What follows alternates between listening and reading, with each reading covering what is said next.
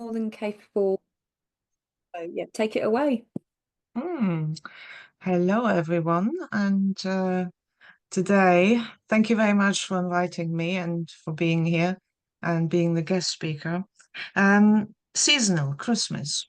And I thought of Mr. Scrooge, Christmas Carol, because I am the emotion queen expert, so to speak.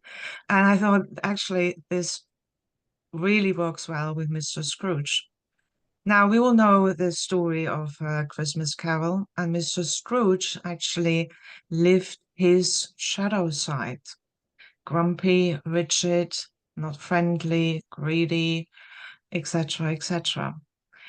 And then later, he revisited his past, and he could see where the pain originated from. And through that, he was able to transform it into a lighter energy, meaning warmth,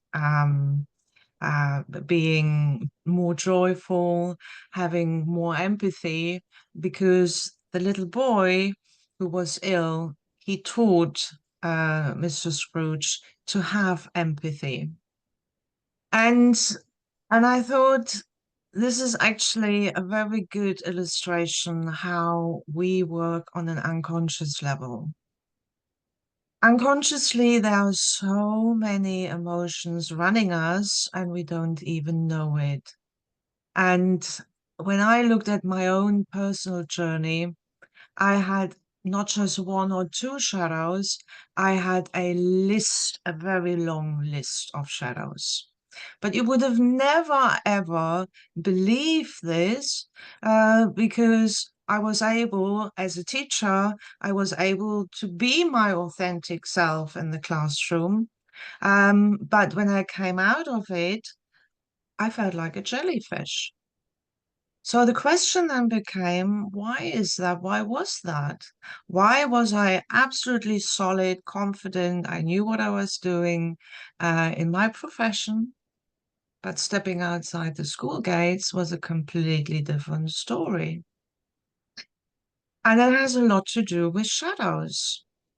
And in a professional setting, we do have a code of conduct, and the code of conduct actually protects us. So do we have a code of conduct in our private lives? I don't know if many people have that because if you have, you would know your values. And from those values, you have your needs. And authenticity is really all about showing up as who you are. What I've also encountered was when you show up as who you are, when you show up authentically, it can also be misinterpreted by others. So you being confident can be misinterpreted as you being arrogant. And everything has two sides. So when we look at authenticity, when you are rooted in your authenticity, you know your needs, you know your values, you know when to say no, regardless.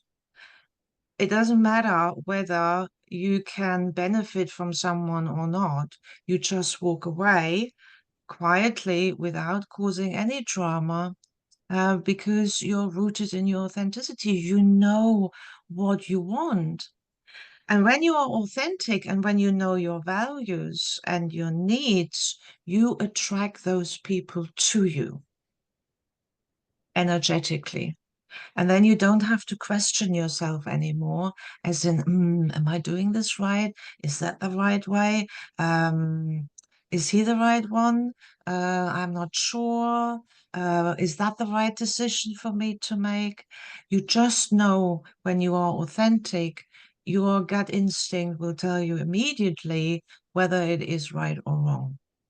So when we look at our shadows, and in order to become whole, as in really happy without the outside world, because I had everything in my life, everything, everything I could have wished for, ever. And yet I didn't feel happy. I felt very unhappy inside, and I don't think I was the only one. And I looked into it. What was it? Because I had everything, and yet it didn't give me happiness. So I came to the part or to the point where, and I think Albert Schweitzer said that. He said, happiness is the key to success. Success is not the key to happiness. And I found that very, very true.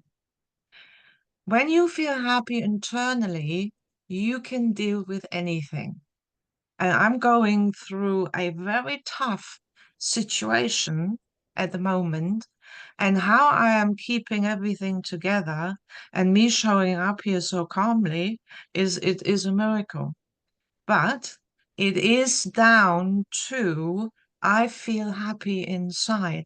No matter what happens outside of me, I can still be calm, collected, and still have a sense of humor. And when you have never experienced that, now a year ago, if that had happened, I would have been all over the place. Of course, there are moments when I feel quite wobbly, but then I go back internally and say, no, all is fine, you are happy, and then the energy switches.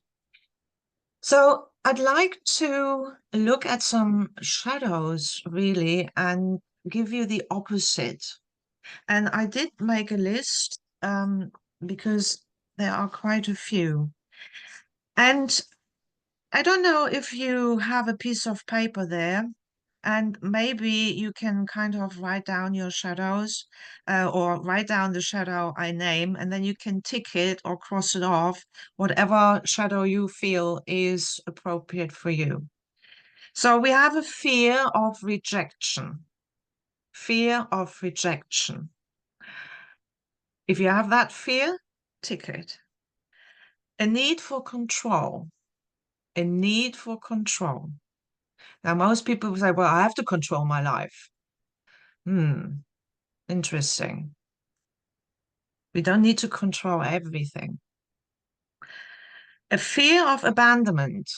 A fear of abandonment.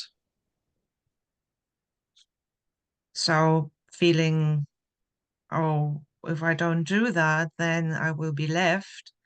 And when I'm being left, I feel lonely. Unworthiness is another fear. I'm not being good enough. I'm not enough. Fear of vulnerability. Shame around emotional needs.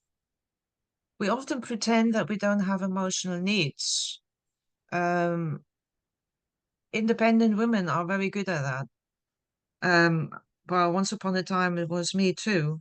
Um, Pretending that we don't have emotional needs, like, no, I can look after myself. I don't need it, right? But actually, that's a shadow. And when we push that shadow down, eventually it is hard work to do that because it's like a beach ball you're trying to keep underwater. And each time when you let go, it comes up. So you have to keep pushing it down. That then takes up energy, which you could use elsewhere. Um, Struggle with receiving, because most people have been conditioned to give.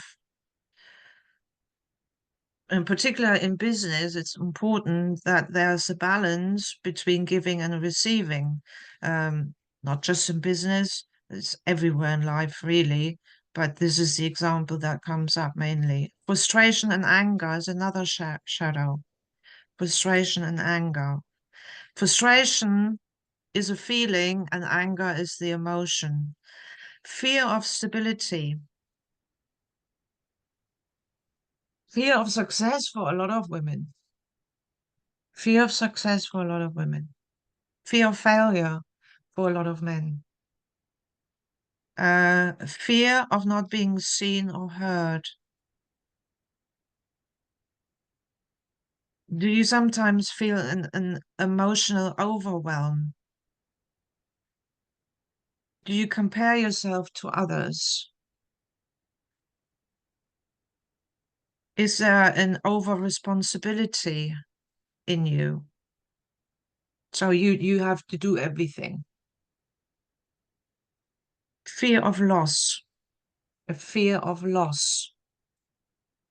Fear of loss is prevalent for a lot of people internally. I don't want to lose. And perfectionism, and perfectionism. So when we look at the fear of rejection, the opposite is actually confidence. The need for control, the opposite is trusting in the flow of life. And here I use a spiritual tool called the law of assumption by Neville Goddard. And because emotions are energy, you can't see it, but they exist. You feel the emotional pain. That's why you know you are in pain emotionally. And the law of assumption says you put yourself in that position that you have received it already. It is with you already. It does require a lot of trust and a lot of faith, but it certainly does work, I would say. I did this myself, and it's absolutely fantastic. And the other day I was walking into town, and what came to me was desire.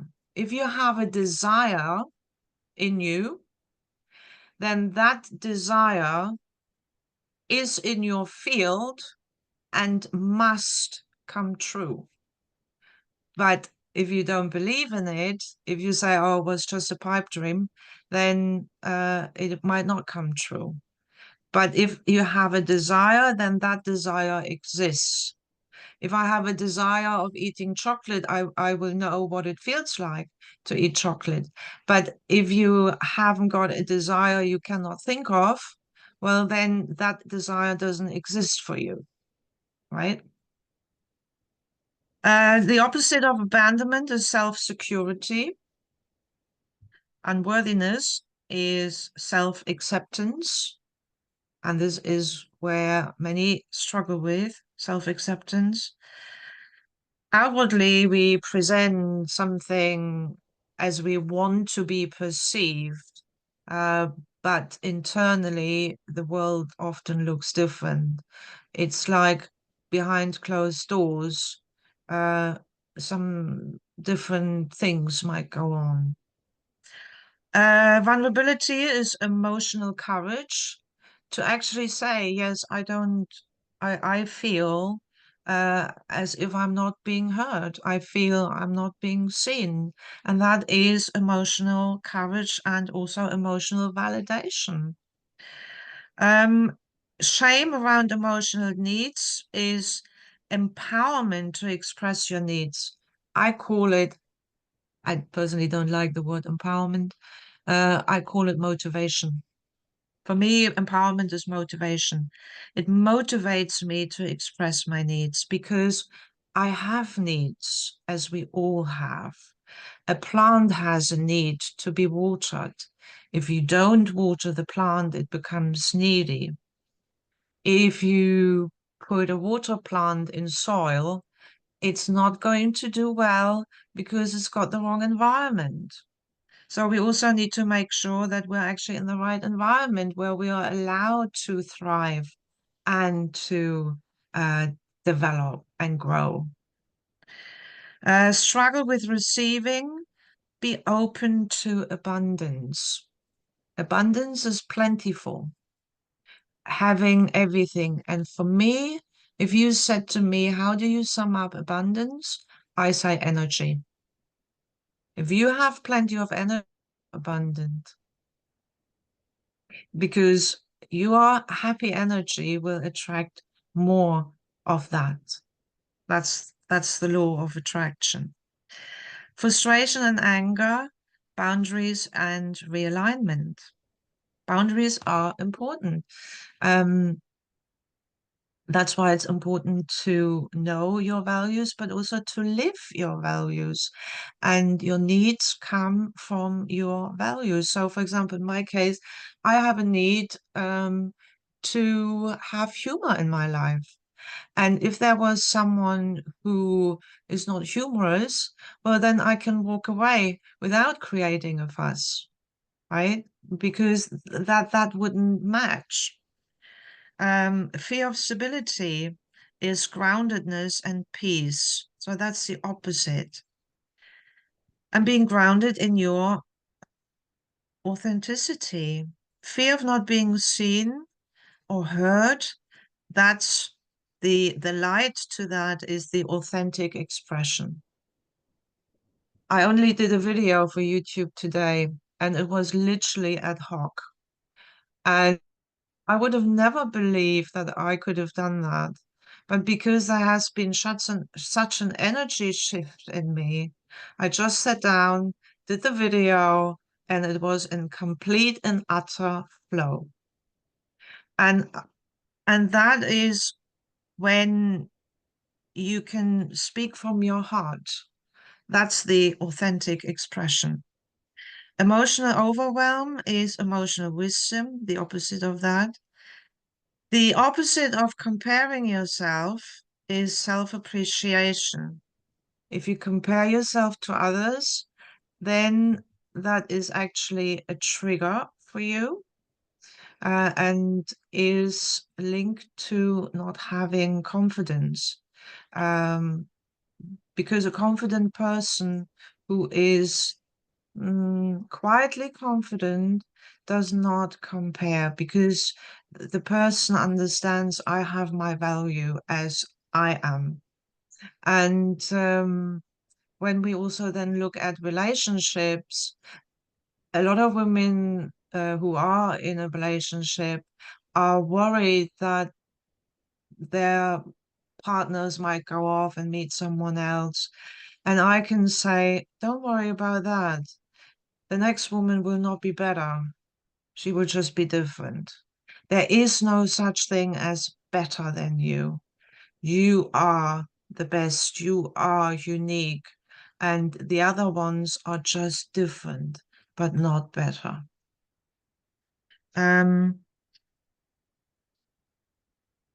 Over responsibility is the opposite of that, is balanced support. So we do need one another. It is, and this is a feminine energy, collaboration, working together and lifting one another up, where you don't make the success about yourself, you make sure that you are part of someone else's success. It's like having a little bird in your hand and you set that bird free to fly. That is what the collaboration means when we look at making other people successful, because it should not be about ourselves. And authentic leadership is about being part of other people's success, where you don't make it about yourself. The fear of loss, the opposite is embracing change. We cannot avoid change, as I am just finding out for myself. But it's how we deal with change.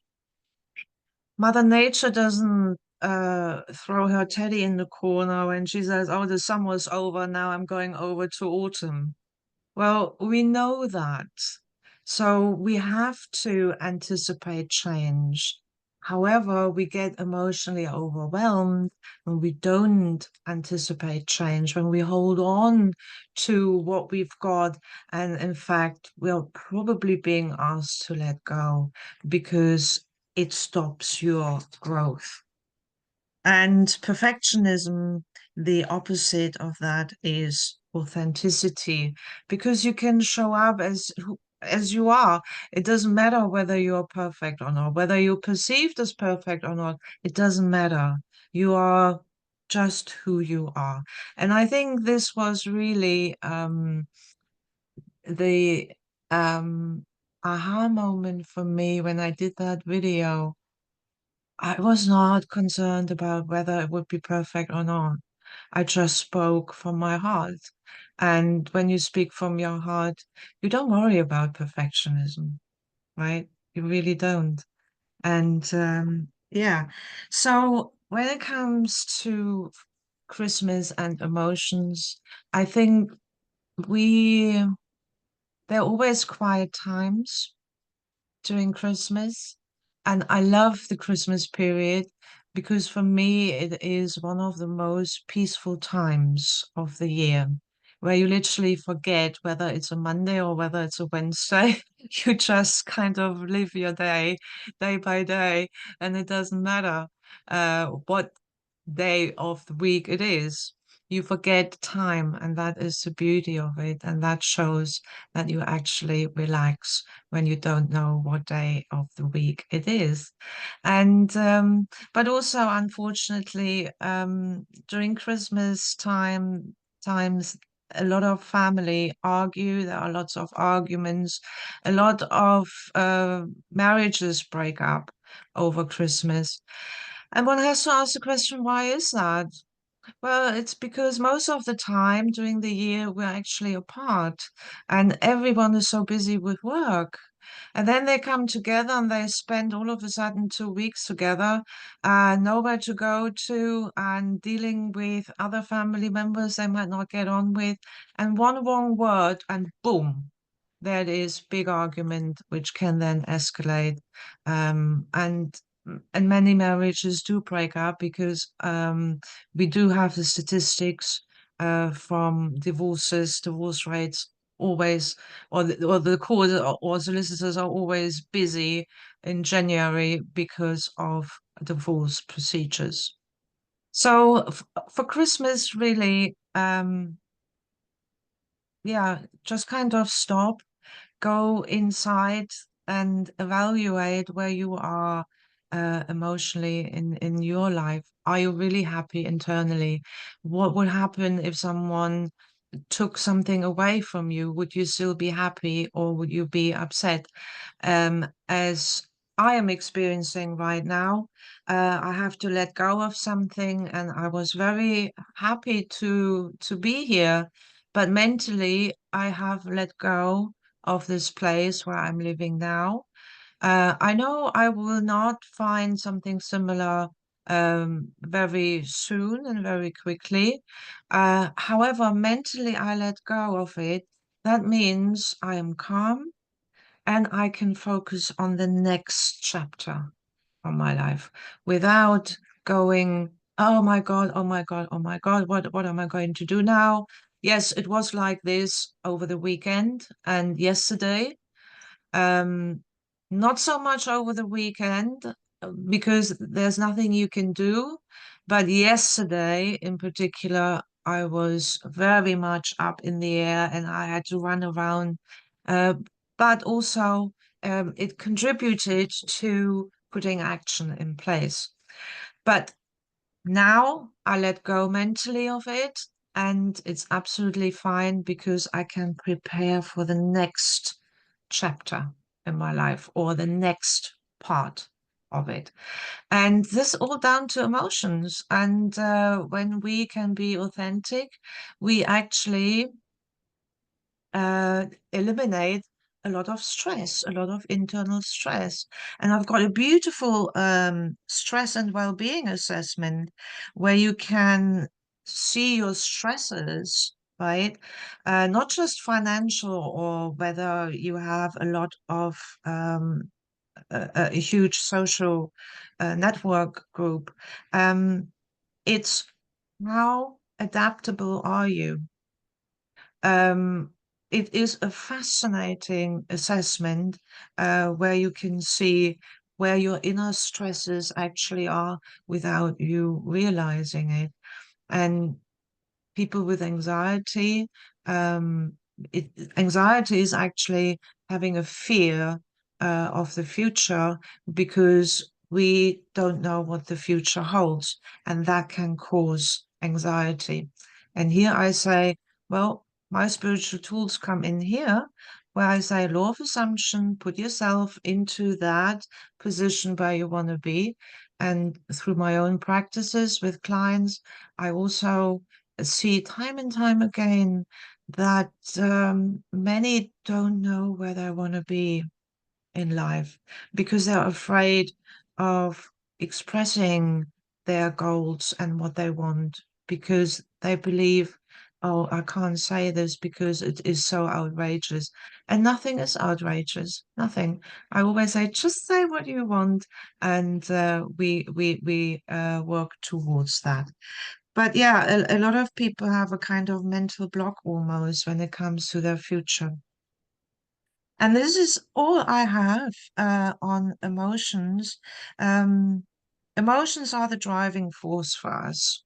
And a lot of things we do automatically, like on autopilot. We have about 85,000 thoughts a day to 90,000. And 85 repeat themselves the next day without you even knowing it. And they eventually, those thoughts become your reality, and that's in your subconscious mind, in your unconscious mind. And in many cases, it leads to self-sabotage. Because if you have, for example, a fear of stability, what you will do, you will always trip yourself up to prove to yourself, ah, you see, stability is just not for me, because the mind always wants to be right. And I can share this with you. This was the case for me. I had no idea that I had a fear of stability. No idea. And when I discovered this fear of stability, I thought, oh, yeah, a lot of things now make sense. Why I sabotaged myself, because I didn't think I was worthy of stability. But that all comes from our childhood, of course. It's at the end of the day, the shadow is kind of learned behavior. And when we can turn the shadow around to the light, and it doesn't mean that you have to be happy all the time.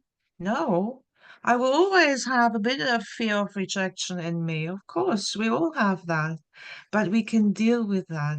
Will I be laughing every day? No, I do need my day off where I want to feel miserable, but that's okay. It's my day off. And when you can explain this, for example, to your spouse, for example, well, they wouldn't take it personally either because they know, okay, she's got her day off today. It's like when the kids walked into the classroom and said, oh, not today, miss. Huh? And I said, you are absolutely right, not today, right? That's being authentic. That is being, yeah, you got me. You get me. Without feeling bad about it, right? Or when they said, are we doing something fun in German? Well, German is always fun. It's just not my fault that your sense of humor is different to mine, you know? And when you can be like this, um, yeah, you live life eh, on a completely different level, and your energy, you become so aware of your energy, and you make sure that you protect that by being with the people who want to be with you, you know. So if you have any questions, anybody, I am open for question and answer. uh, Otherwise, thank you very much for listening, and I hope you found this useful. That's great. Thank you so much. I'm just going to